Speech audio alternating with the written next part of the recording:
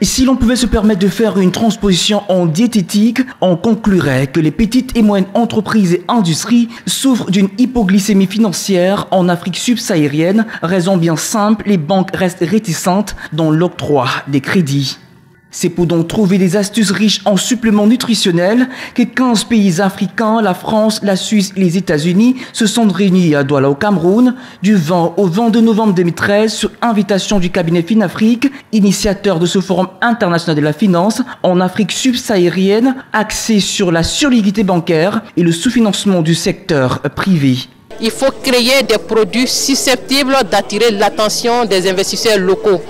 Et donc, il faut créer des produits intermédiaires qui sont à la fois investis, aussi bien sur des produits d'assurance vie, mais aussi sur des produits du marché financier que sont les OPCVM qui ont pour sous-jacent les actions et les obligations, de sorte à motiver les investisseurs, à les inciter à non seulement chercher la sécurité de l'épargne, mais aussi à les intéresser à la performance que cet investissement peut dégager.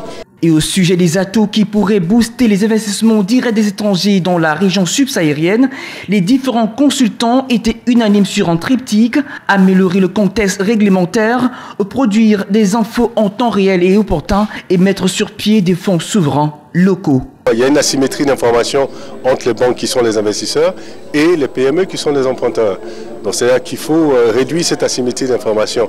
Et la réduction de cette asymétrie d'information passe justement par des outils comme la notation financière et les bureaux de crédit. Les pouvoirs publics africains devraient mettre l'accent essentiellement au niveau de l'autre segment qui est délaissé par les fonds internationaux, à savoir l'amorçage, le capital risque.